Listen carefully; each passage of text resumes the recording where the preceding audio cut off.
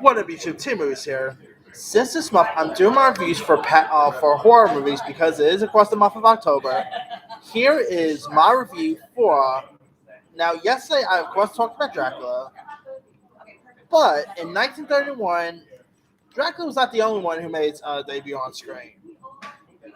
In in the year of 1991, director James Wales pretty much adapted Mary Shelley's most iconic movie monster of all time, and he of course goes by the name of Frankenstein. I mean, Frankenstein. This and Dracula was of course pretty much two of the most iconic horror figures of the Dirties.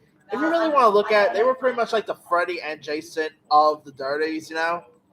And Boris Karloff, by the way, embodied this role. It's the same way how Bela Lugosi embodied the role of, let's say, Dracula.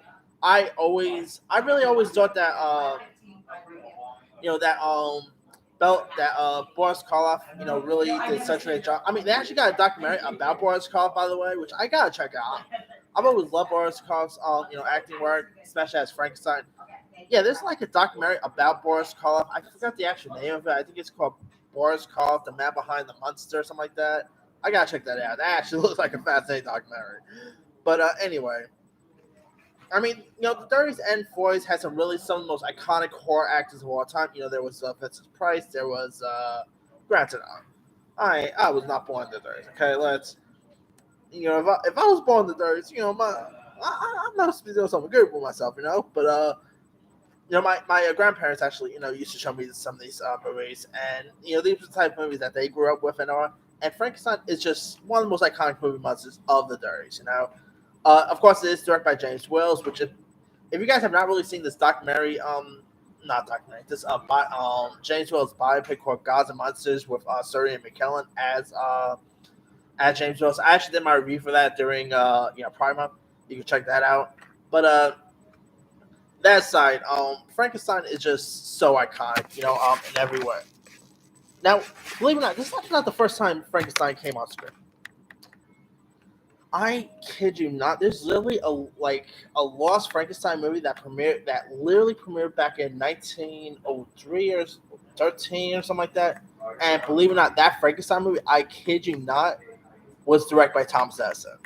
Who ever knew that the guy who invented the light bulb directed the movie? Yeah, I remember when I first heard about that. I'm like, wait, the guy who invented the light bulb actually directed a film? But anyway, fuck about that. I'll turn this thing off. But anywho, now back to 1931's Frankenstein. We have so many other iconic Frankenstein movies out there. Ken Branagh directed one. There was also I, Frankenstein, which was Victor Frankenstein was pretty decent, but nothing beats the original. Of course, you had some really decent, like besides another best Frankenstein movie there is obviously Young Frankenstein. Come on, who knows that one? But anyway, now of course here you had Colin Clive, who plays the role of Dr. Henry Frankenstein. Lots of people always keep thinking that the monster's named Frankenstein. No, he's pretty much the monster. Like Frankenstein is actually the inventor. I always keep forgetting that shit. I'm pretty much accused of thinking of that.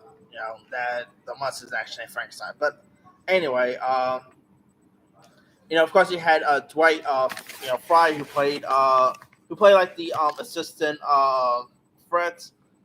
You also had May Clark, who did a really decent job. I mean, this movie is like, obviously it was way ahead of my time. This thing was released in 1931. This movie was actually released about like years before The Wizard of Oz got released. That's how old this and Dracula both was. But anyway, yeah. Of course, the makeup. Obviously, back then they didn't really have much use of special effects or anything like that. But they of course used perfect makeup with Boris Karloff as Frankenstein, and they did a really decent job. The scene where the monsters do come alive is really iconic to watch.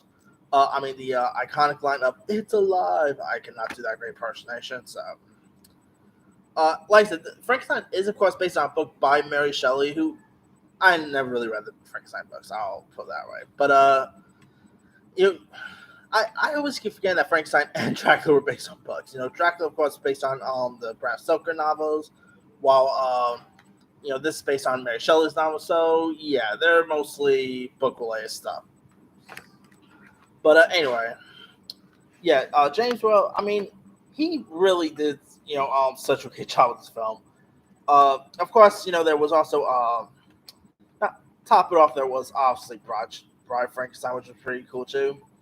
Um, and And of course, James Whale would go on to direct, other really intriguing movies such as the original Man with the Iron Mask. He also gave us, of course, he gave us Bride of Frankenstein. He gave us the original Invisible Man. But obviously, it was pretty much Frankenstein that really put this guy on the map as a director. And what he was able to do with this film was iconic. I actually was able to watch Frankenstein on the big screen this past week, and it's a really good big screen experience. Like, if you have not really seen some classic movies like Dracula or Frankenstein on the big screen, you gotta give yourself a chance to watch these things in theaters. They're fun to watch.